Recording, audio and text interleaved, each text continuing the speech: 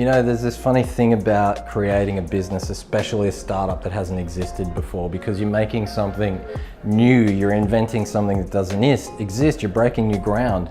So it's all this idea, this vision that you have in your head. And I also know, not just from my own experience, but from all the other startup people that I've interacted with and helped in my career, is that you don't own anything. So this is also a transition bit for me, right? So part of my own lessons is I carry too much. So if you could find a way of doing it, having the same influence without your personal time and effort as much, it's simple. Then it's a no-brainer. If enough of our community say we want to have it and we're going to help to make it happen because of all those reasons, then you're helping me answer, is that would enough of you be willing to do that it will work? I believe it. And I think you've answered that. You might believe that being a founder means that you own everything, that you're in control of everything. Well, that's not how it is. That's not realistic. You can have a vision, but it's a co-reality. And so when you take an idea and you take it out to the world, this is why they talk about lean startups and beta testing and building an early tribe and finding out, because you have to see how your idea, your vision of reality interacts with the rest of the world. But by the same time, at the same token, you have to look in the mirror and say, well, how am I reacting to this? What do I want out of it? And for me, the last month has really been a case of this is a pivot point for where we're at, for what we're doing. We've tested out everything that we needed to test. And now that we know that we can help people not just achieve amazing things through digital media and social media, but more importantly, the core of that is authenticity, a connection to yourself that creates resonance, that impacts people out in the world, that makes business easy. The thing that has changed my life on a daily basis is Ignite.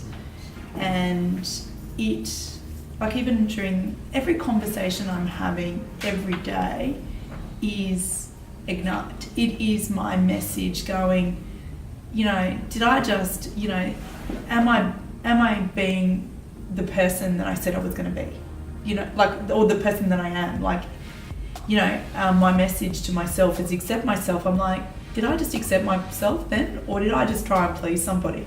This has been a big shift and a great one, because the people coming now are more like you. People that actually want to make a difference, that are more mature in their outlook, they're more self-aware, and they're actually prepared to do stuff and make it stick. I mean, I would be prepared to help you any way, shape or form you want me to. You give me the instructions and I'll do it. I find myself thinking the same thoughts, you know, am I being, you know, me? And it's also given me, in some respects, the confidence to be me, or not be bashful about who I am. So the Ignite program, said to you, if I could get all of my staff go to one thing, it would be the Ignite program. But what does that mean for us now that we've done it? And so going back and speaking to all the people that I've helped and impacted and changed, and hearing them say, look, we want you to succeed. These have been the things that we value. We want you to be successful. That's when you know that you've got something that's interacting in the world. But what is it next? And that's the point that we've reached at the Social Advisor. And that amount of looking in the mirror can be painful. It's not easy to do, but if you don't do it, then you're not evolving. How can your business?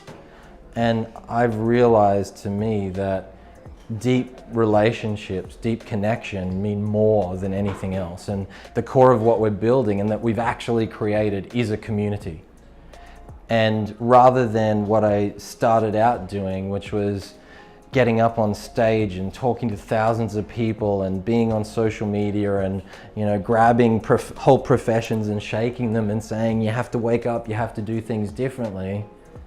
That's not really who I want to be. And I don't have to have ownership of being this leader that polarizes to make change.